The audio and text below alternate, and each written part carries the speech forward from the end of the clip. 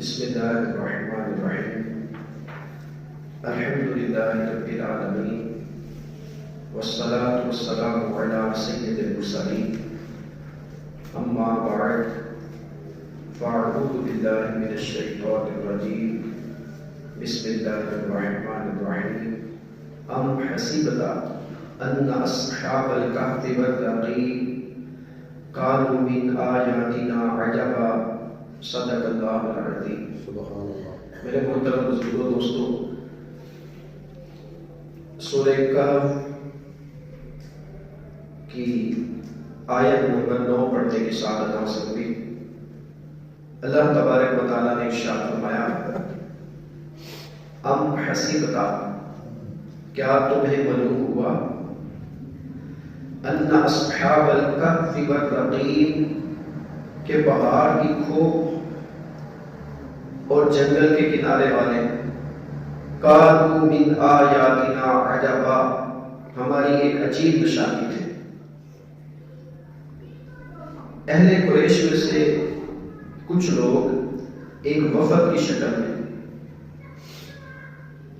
یہ یہودیوں سے جا کے ملے اور جا کے کہنے لگے کہ ہمیں کچھ ایسی باتیں بتاؤ کہ جو ہم محمد صلی اللہ علیہ وسلم سے پوچھ سکیں۔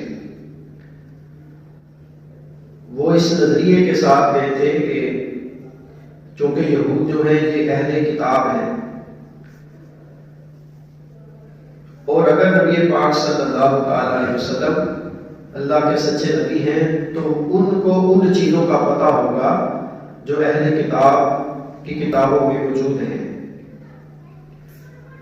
تو یہودیوں نے اہل قریش سے یہ کہا کہ تم محمد صلی اللہ علیہ وسلم سے ذوالقرنین سکندر کے بارے میں اور اصحاب کہف کے بارے میں اور روح کے بارے میں جا کے سوال کرنا۔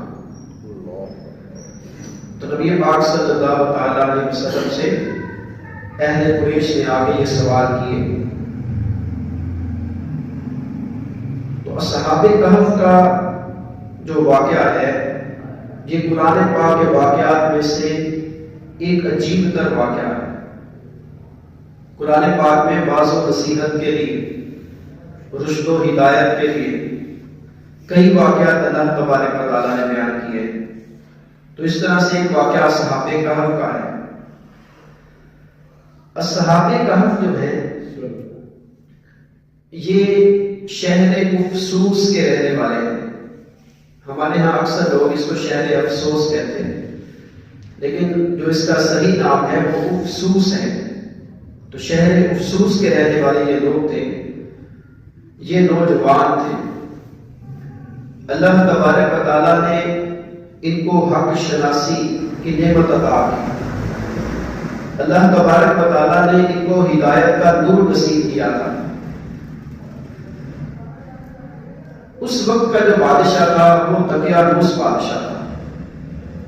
جو دقیانوس بادشاہ ہے یہ لوگوں کو بت پرستی کی دعوت دیتا تھا، اور جو بت پرستی نہیں کرتا تھا یہ اس کو قتل کروا دیتا تھا۔ اس علاقے کی ایک رسم تھی یا ان کا ایک طریقہ کار تھا کہ جب بھی عید کا دن آتا تھا وہ ایک خاص جگہ پہ اکٹھے ہو کے وہ اپنی رسم، عید کی رسم ادا کرتے اور اس میں کفر و شرک کے کام کرتے تھے۔ اس سیریمنی کے اندر یہ بتوں کی پوجا کرتے تھے۔ تو جب اہل افسوس سارے کے سارے اس میدان میں جمع ہو گئے جہاں پہ یہ اپنی عید کی سیلیبریشن کرتے تھے، تو یہ جو نوجوان تھے یہ بھی وہاں پہ چلے گئے۔ اب وہاں پہ چونکہ کفر و شرک کے کام ہو رہے تھے، تو جو ایک نوجوان ہے یہ اس جگہ سے ہٹ کے ایک درخت کے نیچے آ کے بیٹھ گیا۔ تھوڑی دیر کے بعد ایک اور نوجوان وہاں پہ آ گیا۔ اس طرح کرتے کرتے یہ جتنے بھی اصحاب تھے یہ درخت کے نیچے اکٹھے ہو گئے، لیکن یہ ایک دوسرے سے ڈر رہے تھے اور ایک دوسرے سے گفتگو نہیں کر رہے تھے، کیونکہ ہر ایک کو یہی لگتا تھا کہ صرف وہی ہدایت پر ہے، اور کسی کو نہیں پتا تھا کہ کون ہدایت پر ہے کون نہیں ہے۔ تو آخرکار ان میں سے جو ایک لڑکا تھا، ایک جو نوجوان تھا، وہ بولا، کہنے لگا کہ کیا ہم لوگ بتا سکتے ہیں کہ ہم اس مجمع کو چھوڑ کے اس درخت کے نیچے آ کے کیوں بیٹھ گئے؟ ہمارے ذہنوں کے اندر ایسا کیا ہے؟ تو ہر ایک اپنی اپنی بات بتائے۔ تو اس میں سے ایک نے ہمت کی اور کہنے لگا کہ میں تو کفر و شرک سے بیزار ہوں، میں تو اس خدا کی عبادت کرتا ہوں جو زمین و آسمان کا مالک ہے، صرف وہی عبادت کے لائق ہے۔ تو میں تو صرف اسی لیے ان لوگوں سے جدا ہو کے اس درخت کے نیچے آ گیا۔ پھر جو سب حضرات تھے وہ کہنے لگے کہ بندہ ہم سب کی بھی یہی نیت ہے۔ یہ بات بتانے سے پہلے وہ ایک دوسرے کو جانتے بھی نہیں تھے، یہ بات ظاہر کرنے کے بعد اللہ تعالیٰ نے سگے بہن بھائیوں سے زیادہ ان کی آپس میں محبت پیدا کر دی۔ ان حضرات نے کیا کیا؟ ان حضرات نے ایک گھر ایک کرائے پر لیا اور یہ اس مکان میں اللہ تعالیٰ کی عبادت کرتے تھے، کسی کو بتاتے نہیں تھے، کیونکہ کفر و شرک کا دورہ تھا، اور اگر دکیان اس بادشاہ کو پتہ لگ جاتا تو وہ ان کو قتل کروا دیتا۔ لیکن کب تک چھپتے؟ آخر کچھ لوگوں نے ان کو عبادت کرتے ہوئے دیکھ لیا اور ان کی جو شکایت ہے وہ بادشاہ کے دربار میں کی۔ بادشاہ نے ان لوگوں کو اپنے دربار میں بلوایا اور ان سے ان کا عقیدہ پوچھا کہ تم لوگ کیا عقیدہ رکھتے ہو؟ تو اس میں سے جو سب سے بڑا تھا وہ بولا کہ ہم اللہ تعالیٰ کے ایک ہونے کی گواہی دیتے ہیں، ہم بتوں کی پوجا سے بیزار ہیں، عبادت کے لائق صرف اللہ کی ذات ہے۔ انہوں نے اس بادشاہ کو بھی اسلام کی دعوت دی اور جتنے لوگ وہاں پہ جمع تھے ان سب کو بھی اسلام کی دعوت دی اور ان سے کہا کہ کفر و شرک کے جو تم لوگوں نے بت بنائے ہوئے ہیں بتوں کو توڑ دو اور اللہ عز و جل کی عبادت کی طرف آ جاؤ۔ بادشاہ نے ان کو ڈرایا کہ تم لوگ اپنے کام سے باز آ جاؤ، وارن کیا اور کہا کہ اگر دوبارہ میں نے تم لوگوں کو اس حالت میں دیکھا تو وہ تمہارا آخری دن، ان کو قتل کی دھمکی دے دی۔ اب یہ آپ ذہن میں رکھیں کہ جب ابھی کوئی حق کے راستے پہ چلا ہے تو اس کو تکلیفیں ہوئی ہیں۔ حافظ ابن کثیر رحمۃ اللہ تعالیٰ علیہ اپنی تفسیر کے اندر ایک رقم پر بات بیان کرتے ہیں۔ وہ کہتے ہیں کہ یہ جو اصحاب کہف تھے یہ نوجوان تھے، اور جب حضور صلی اللہ علیہ وسلم نے اہل قریش میں نیکی کی دعوت دی تو نوجوانوں نے اسلام قبول کیا تھا۔ بہت تھوڑے ایسے لوگ تھے جو بوڑھے تھے، جو بوڑھے لوگ تھے انہوں بہت کم لوگوں نے حق قبول کیا تھا۔ تو کہتے ہیں کیسی مباصرت ہے کہ یہ بھی نوجوان تھے جو حق کی طرف آئے، اور مکہ کے اندر حضور صلی اللہ علیہ وسلم پر ایمان لانے میں بھی اکثر نوجوان تھے، اور یہ نوجوان ہی انقلاب برپا کرتے۔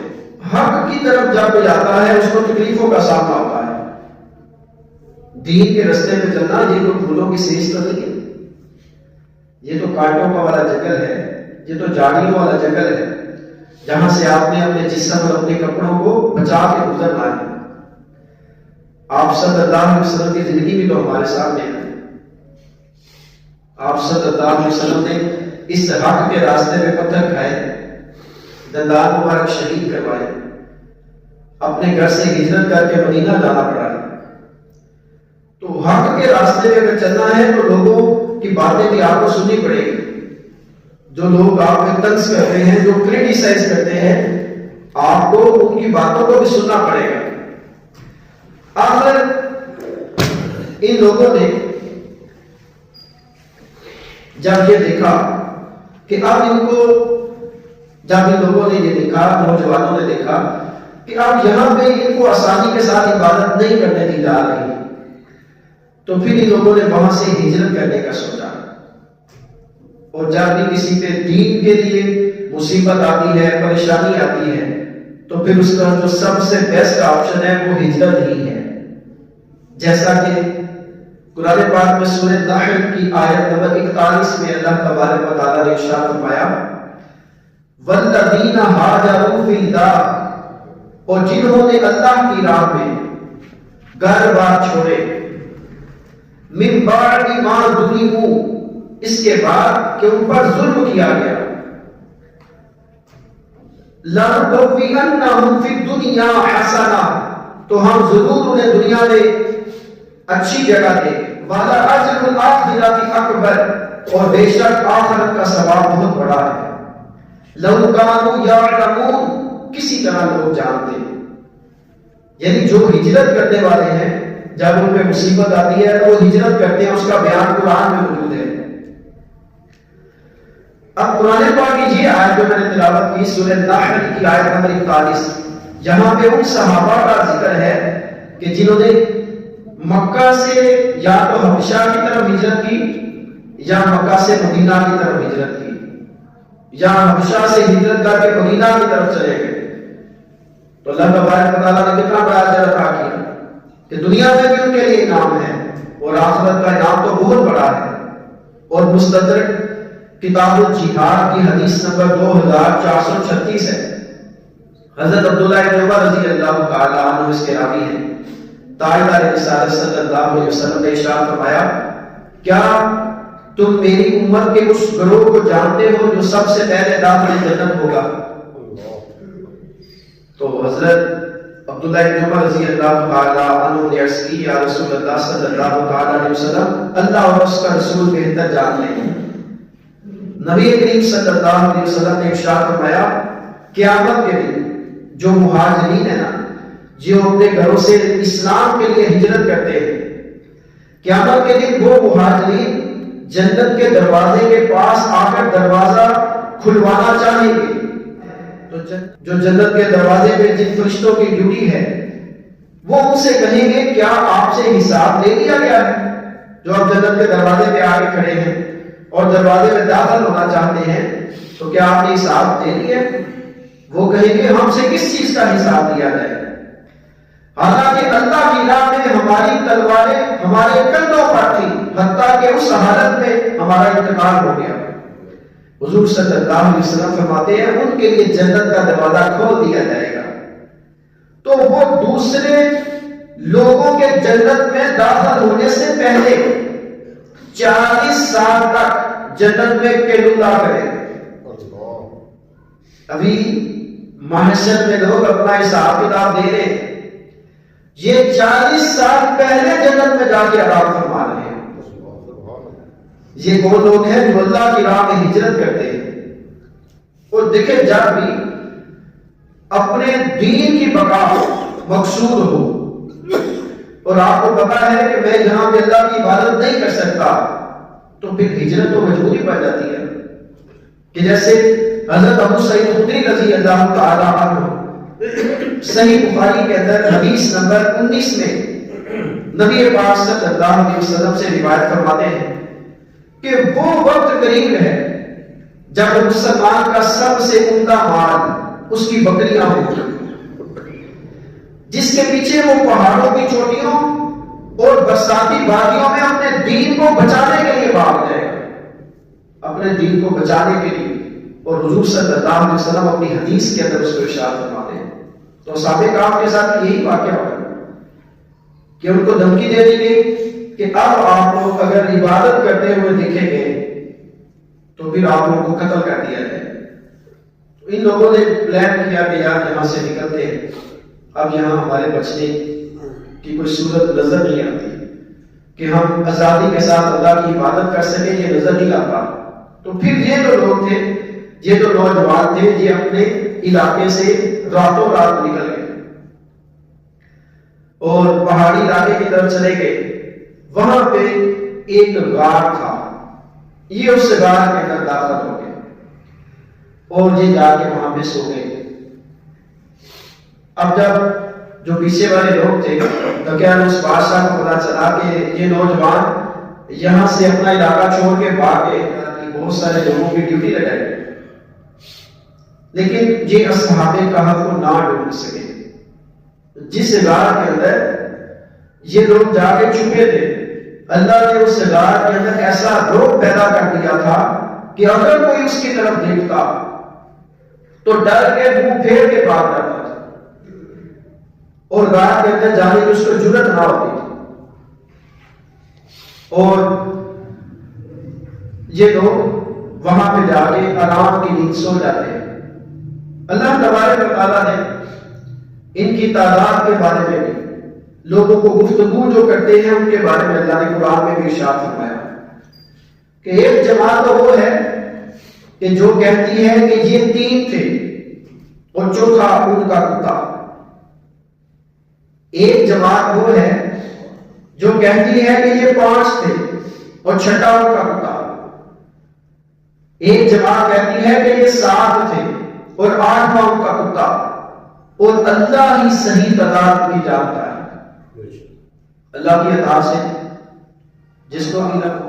تو یہاں پہ دیکھیں کتے کا ذکر بھی آ رہا ہے، اور اللہ تبارک و تعالیٰ نے اس کتے کا قرآن کے اندر ذکر ارشاد فرمایا، وَكَلْبُهُمْ بَاسِطٌ ذِرَاعَيْهِ بِالْوَصِيدِ، کہ ان کا کتا، وَكَلْبُهُمْ ہم کی ضمیر صحابہ کہف کی طرف ہے کہ ان کا کتا غار کے باہر اپنی کلائیاں بچھا کے دیکھا ہوا۔ اور حافظ ابن کثیر رحمۃ اللہ تعالی نے اپنی تفسیر کے اندر لکھا ہے کہ یہاں سے یہ بات ثابت ہوتی ہے کہ جو اچھے لوگوں کی سنگت میں رہتا ہے اللہ تبارک و تعالیٰ اس کو بھی اس کی برکتیں عطا کرتا ہے، کہ اللہ تبارک و تعالیٰ اپنے کلام کے اندر اس کتے کو ذکر کر رہا ہے۔ تو وہ تو ایک کتا ہے، تو ہم تو انسان ہیں، اور انسانوں میں بھی اللہ کی طرف سے ہم مسلمان ہیں، تو اگر ہم کسی نیک بندے کی صحبت میں رہیں گے تو اللہ تبارک و تعالیٰ ہمیں کیسی برکت عطا فرمائے گا۔ تو دیکھیے بندے کی جو پرسنالٹی ہوتی ہے وہ اس کی کمپنی کی وجہ سے ہوتی ہے۔ سنا ہوگا a man is known by the company he keeps، انسان اپنی صحبت سے پہچانا جاتا ہے، اس کی جو صحبت ہے، اس کی جو کمپنی ہے، جو اس کے یار دوست ہیں، اس کی پہچان بن جاتے ہیں۔ تو نیک لوگوں کی سنگت اختیار کرنی چاہیے۔ اور پھر تفسیر ابن کثیر کے اندر یہ بھی ہے کہ وہ جو غار ہے اس کا جو منہ ہے وہ شمال کی طرف ہے۔ اللہ تبارک و تعالیٰ نے جو غار ہے اور وہاں پہ جو سورج کی روشنی کا بھی ذکر ارشاد فرمایا ہے۔ صلو علی الحبیب صلی اللہ علیہ محمد صلی اللہ علیہ وآلہ وسلم۔ ارشاد فرمایا وَضَعَ الشَّمْسَ، اور اے محبوب تم سورج کو دیکھو گے، اِذَا طَلَعَتْ تَزَاوَرُ عَنْ كَهْفِهِمْ ذَاتَ الْجَمِيلِ، کہ جب نکلتا ہے تو ان کے غار سے دہلی طرف بچ جاتا ہے۔ وَإِذَا غَرَبَتْ، اور جب ڈوبتا ہے، تَقْرِضُهُمْ ذَاتَ الشِّمَالِ، تو ان سے بائیں طرف ٹکرا جاتا ہے۔ وَهُمْ فِي فَجْوَةٍ مِّنْهُ، حالانکہ اس غار کے کھلے میدان میں۔ ذَلِكَ مِنْ آیَاتِ اللَّهِ، یہ اللہ کی نشانیوں میں سے ہے۔ مَن يَهْدِ اللَّهُ، جسے اللہ راہ دے، جسے ہدایت دے، فَهُوَ الْمُهْتَدِ، تو وہی ہدایت پانے والا ہے۔ وَمَن يُضْلِلْ، اور جسے گمراہ کرے، فَلَن تَجِدَ لَهُ وَلِيًّا مُرْشِدًا، تو ہرگز اس کا کوئی حمایتی راہ دکھانے والا نہ پاؤ گے۔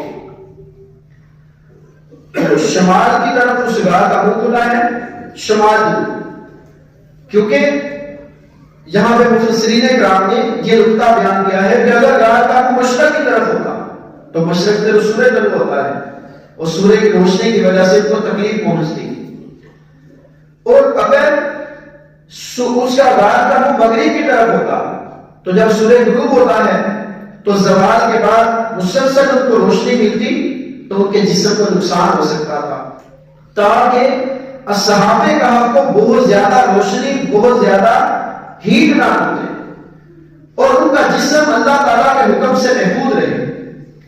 نہ ان کو بہت زیادہ سردی لگے نہ ان کو بہت زیادہ گرمی لگے، ان کا جسم ایک خاص ٹیمپریچر کے اندر رہے. اور اللہ تبارک و تعالیٰ نے جو ان کو نیند دی تھی وہ کتنی تھی؟ وہ 309 سال تک سوتے رہے.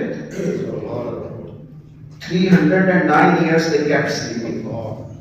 3 صدیوں کا ذکر اللہ تبارک و تعالیٰ نے ارشاد کر کے اس کے ساتھ 9 سالوں کا الگ سے ذکر ارشاد کرتا ہے. اگر ہم شخصی سال کو دیکھیں تو 3 سال بنتے ہیں، اگر ہم قمری سالوں کو دیکھیں تو وہ 309 سال بنتے ہیں. تو قمری مہینوں کے لحاظ سے اللہ تبارک و تعالیٰ نے یہاں پہ ذکر ارشاد فرمایا ہے، کیونکہ یہ جو قمری مہینے ہوتے ہیں نا، ہر 100 سال کے بعد 3 سال کا فرق پڑ جاتا ہے. ہر سال 10 دن کا فرق پڑے گا نا. ہر سال جس طرح روزے گرمیوں میں تو اب آہستہ آہستہ سردیوں میں آنا شروع ہو گئے، تو ہر 100 سال کے بعد 3 سال کا فرق پڑتا ہے. تو 300 سال کے بعد 9 سال کا فرق پڑا، تو 309 سال تک صحابہ کرام بعد کے اندر سوتے رہے. تو بہت سارے اعتراض کرنے والے اعتراض کرتے ہیں کہ دیکھیں یہ کیسے ممکن ہے، اور اسے پاسبل کہ ایک انسان ہے وہ 309 سال تک سوتا رہا، نہ اس نے کھایا نہ اس نے پیا، یہ کیسے ممکن ہے؟ اور آج سائنس نے اس چیز کو پروو کیا ہے.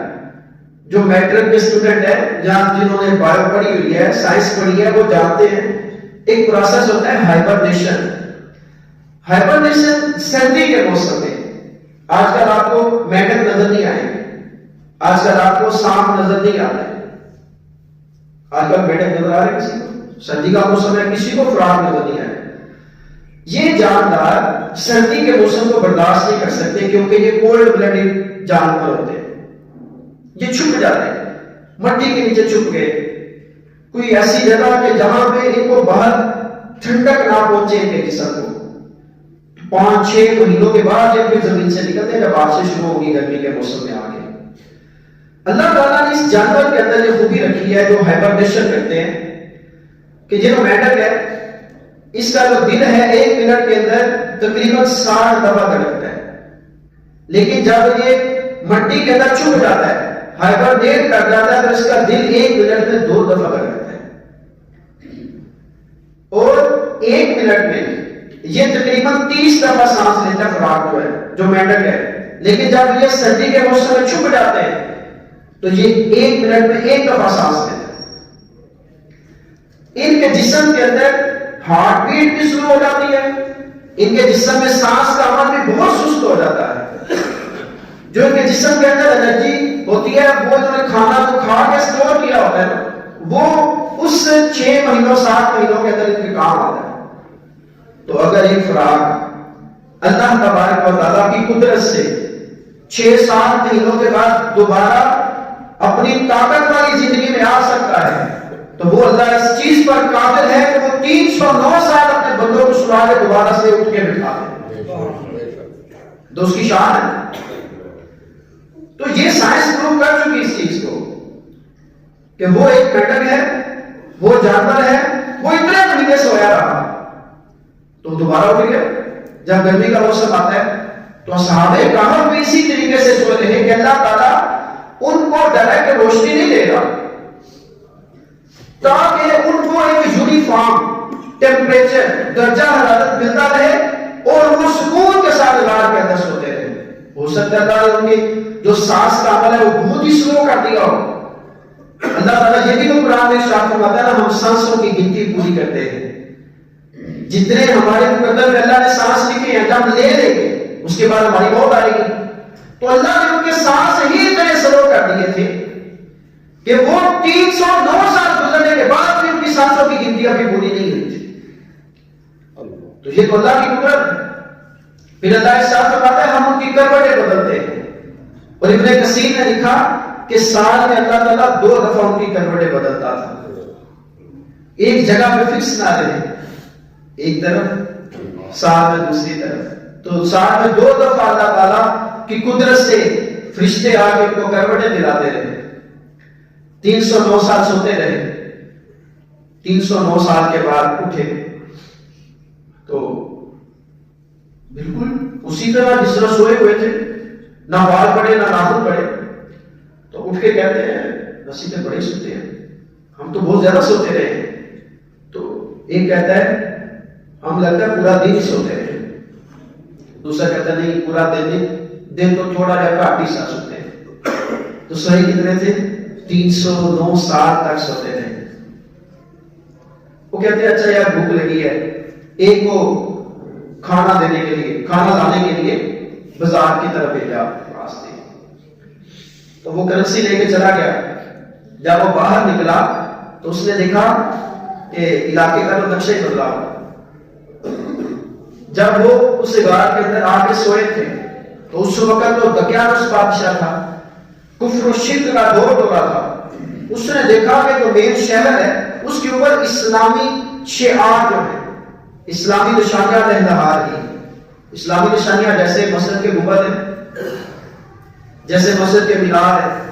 تو ان کو دیکھ کے کیا پتہ لگتا ہے کہ یہ مسلمانوں کی مسجد ہے, یہ اللہ کا گھر ہے. اس کو اسلامی نشانیاں نظر آئیں. اس کا تو دماغ ہی جیسے گھوم گیا. یہ قرآن پاک میں نہیں ہے, یہ میں خود سے جو مفسرین کرام نے لکھا ہے کہ وہ اس کا دماغ ہی چکرا گیا کہ یہ کیا معاملہ ہے. شہر تو ویسا ہی ہے, لیکن شہر کے اندر رہنے والا بندہ کوئی جان پہچان والا نہیں ہے. جب یہ غار کے اندر رہتے ہر بندہ ان کو جانتا تھا. جیسے آپ لوگ دکھن میں ہزاروں لوگ آپ کو جانتے ہوں گے, لیکن آپ 3 صدیوں کے بعد آئے تو یہاں پہ کسی کا نام و نشان نہیں ہوگا. تو میں وہ اسی پریشانی کی حالت میں وہ دکان والے کے پاس گیا, نان بھائی کے پاس, تندور والے کے پاس. وہ سکتا تو پٹھان ہی ہے, اس وقت پتہ نہیں پٹھان ہوتے تھے کہ نہیں ہوتے تھے. تو اس نے وہ نان بھائی کو کرنسی پکڑائی, کہتا ہے مجھے نام دو. اس نے کرنسی پکڑی, روایت دس, یہ کیا ہے؟ اب یہ نہ سمجھ لیجیے گا وہ بھی انگریز تھا یا وہ خطیب خود ہی بولتے بولتے منہ سے نکل جاتا ہے. اس نے کہا یہ کیا ہے؟ اس نے کہا پیسے ہیں تمہیں نظر نہیں آ رہے. اس نے ساتھ والے کو, اس نے کہا یار یہ دیکھو ذرا یہ کس طرح کے پیسے ہیں. اس نے ساتھ والے کو کہا, رولا پڑ گیا, شور مچ گیا. وہ کہنے لگے اس کے ہاتھ میں پرانا خزانہ لگ گیا ہے. وہ کہتا ہے یار میں اسی علاقے کا رہنے والا ہوں, اور یہ کرنسی ہم تو ابھی کل رات کو سوئے تھے تو ابھی ہم صبح اٹھ کے آئے ہیں. انہوں نے کہا اس کرنسی کے اوپر جو سال لکھا ہوا ہے وہ تو صدیوں پرانا ہے. وہ کہتے ہیں یار میں دقیانوس بادشاہ کے دور کا ہوں, دقیانوس بادشاہ کا کیا حال ہے؟ وہ کہنے لگے دقیانوس بادشاہ تو کئی صدیاں پہلے مار ہو گیا ہے. تو اس وقت جو بادشاہ ہے وہ تو بیرروس ہے. تو وہ کہتے ہیں بیرروس بادشاہ ہے. اس وقت اس علاقے کے اندر جو بیرروس بادشاہ تھا اس کے محل کے اندر ایک مناظرہ چل رہا تھا. بہت سارے لوگ جو تھے وہ کہتے تھے کہ اللہ تعالیٰ مردوں کو زندہ نہیں کر سکتا. یہ کیسے ممکن ہے کہ جو مٹی کے اندر مل کے مٹی ہو گیا اس کو زندہ کیا جائے؟ تو بادشاہ عاجز آ چکا تھا. اور مفتی قاسم صاحب نے اپنی تفسیر کے اندر تفسیر حاضر کے حوالے سے لکھا ہے کہ اس نے اپنے آپ کو کمرے میں بند کر لیا تھا, اللہ کی عبادت کر کے مسلسل دعائیں کرتا رہتا کہ اللہ کو نشانی دکھا دے کہ میں جو قیامت کے ممکن ہے ان کو اس کی دلیل دے سکوں. تو بادشاہ تک یہ بات پہنچی.